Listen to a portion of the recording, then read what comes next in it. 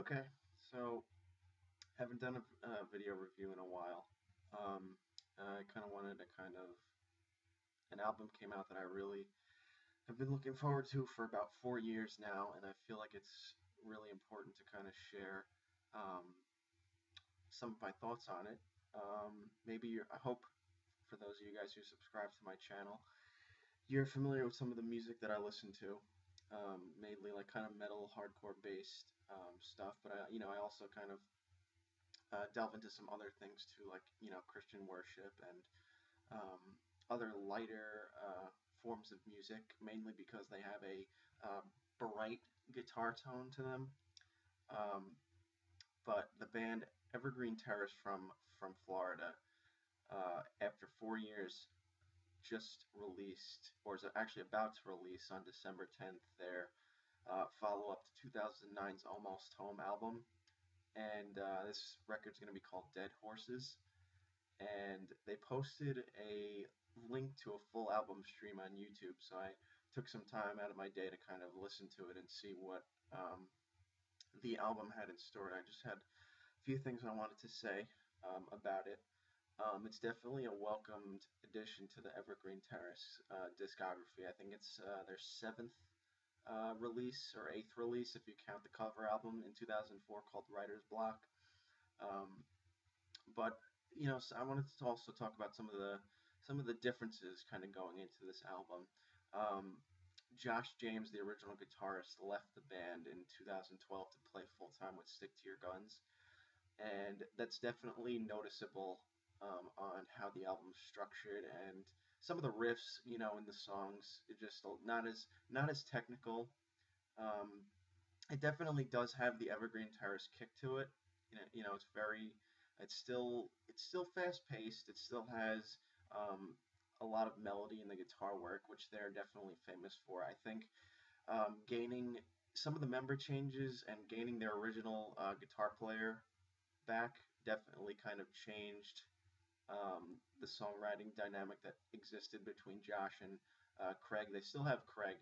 I think if they actually lost him, I think it wouldn't really be Evergreen Terrace anymore because many of their song structure is based on a kind of singing, screaming dynamic.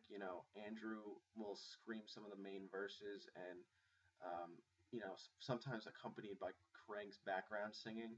And I think that dynamic, I'm very happy that it kind of persevered on this album. Um, and I have to say also the album artwork for this CD is beyond amazing.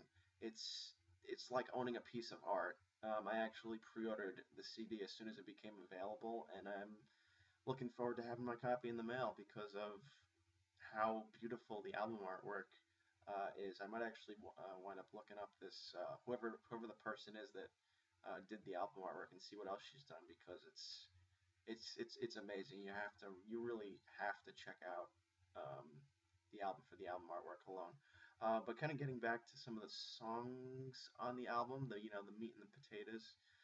Um, it starts off strong with Crows. I don't think it's that great of an album opener. There were definitely a lot of other songs on the album they could have picked to be the opener.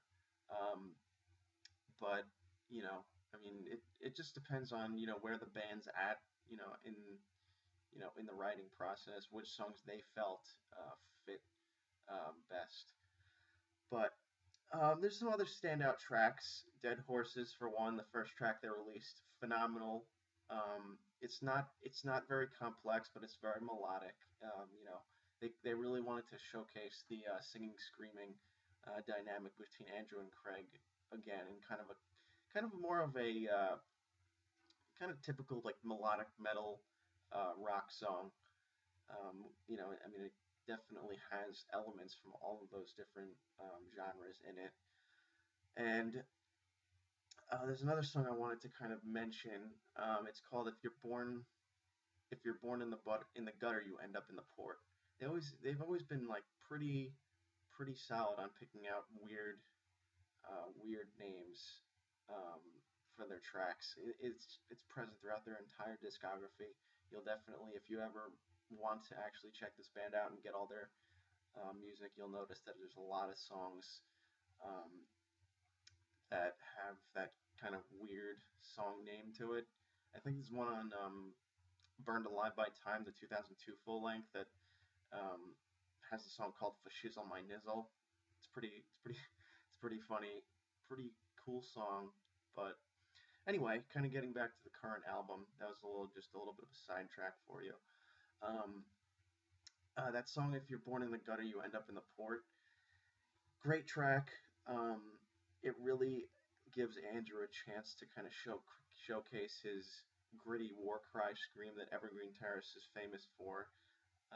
And the only complaint I have with that song is the ending. It goes into kind of this odd meter, like you know, it's almost like in a mirror kind of the new direction that a mirror is going in with their, it's just it's very odd. I really don't even know how to describe it. It's just, overuse of the whammy pedal, and it's, I mean, they do it to kind of make it sound heavy, and cool, like, oh, that's cool, but there's really, like, not that many cool things that can be gained from something like that.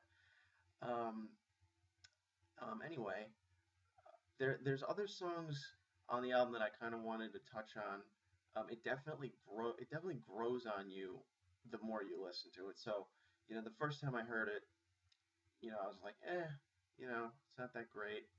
I think after 4 years, they could have done a little bit of a better job taking into account that member changes do affect how bands kind of write songs, and um, just overall how they structure it. The riffs might not be as complex, or um, they might have a songwriting dynamic that was changed because of getting back their original guitar player, and the drummer is also somebody that they just picked up, because the original drummer was actually, I think, brothers with the guitarist, and they both left at the same time. So it can be very difficult to kind of keep it going, after all this time. I mean, they've been a band since '99. So, and I remember watching in their 2005 DVD that they met at a Yellow Card show in '99, and that's how they started.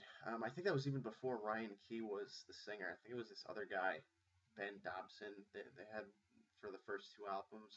It was good. It was a punk sound, but that show gave birth to Evergreen Terrace. So whatever that show was, thank you for playing that show and having them there. Um, but anyway, another one of my standout tracks is "This Dog'll Hunt," the last track on the album. It's just it's melodic, it's peaceful. They do a fade out at the end where it's the main chorus is still being sung, but they just kind of fade out into the, like, so it's lower, but you can still hear all the notes that are being played. Really beautiful. Um, I really, I really like that overall dynamic that the album has. That's kind of present in all of their CDs. It's just, they keep it hard, they keep it heavy, without losing originality. You got to keep in mind that a lot of these bands, you know, after like 6 albums, it's really hard to kind of stay fresh and stay unique and be different, and still like make people want to keep listening to your music. I mean, they have a pretty dedicated fan base, but it's very difficult to kind of break out in this genre. And I think the dynamic between Andrew and Craig is very unique. I mean, not to mention of course, the other members contribute too. But I think if the band didn't have those members, it wouldn't really be kind of a unique, Evergreen Terrace kind of sound. Um, and let me just kind of take a look here. I wanted to see what else. There were other kind of little notes that I wanted to make about. Um, oh, here we go. It's All Over But the Crying. It's about, I think it's track 7 on the CD. There's 10 tracks. I think there's a hidden. They're gonna release a hidden cover song that was on the vinyl edition of it, and I forget who they covered, but it's going to be a nice little addition, nice little 11th track to kind of go along there. Um, but it's all over, but the crying is definitely a strong song with some really notable clean sung parts, and some pretty melodic technical guitar playing at the beginning. Definitely an interesting addition to the album, and it's definitely strong. And I hope that people keep listening to this song because it's great. Um, Another thing is that I will say that even though the album grows on you after a couple listens, I was expecting a little bit more in terms of technicality of their writing. And I mean, okay, if it came out in 2011, like 2 years after they released Almost Home, I'd be like, okay, it's a good follow up. Maybe they'll do better next time. But it took them. I'm okay. I'm glad that they're still making music. They're a great band, but it took them 4 years to make this 10-song album. I feel like there's just a little more to be desired. Um, it just like leaves a little bit. I'm not saying it's bad. It's a really good album, and I'm happy that they're still around and they're still making music. But I think it could have been a little bit better. Um, However, I will still say that it's definitely a welcomed addition to the Evergreen Terrace discography, and I'm glad that if you're a fan of this band or just kind of a new fan, I would recommend picking it up first. And actually, you know what? I would say pick up Wolf Biker first, their 2007 album, because I think when people think of Evergreen Terrace, they think of Wolf Biker. Um, it's a perfect, excuse me, all around perfect album. Is There's not a bad song on it. If I had to pick a bad song, I would probably say the opener track, "Bad Energy Troll," because I think that song really didn't make it off the cutting room floor, and it just it was just an interesting album to. It was just an interesting way to open the album. I don't think it was that great of an opener, but anyway, yeah, pick up Dead Horses in stores December 10th. I'll be looking forward to getting my pre-order package. Those of you guys out there who picked up pre-order packages and who are going to get it on street date, definitely recommend it. If you don't have any of their other releases or any of them at all, I would say pick up all of them.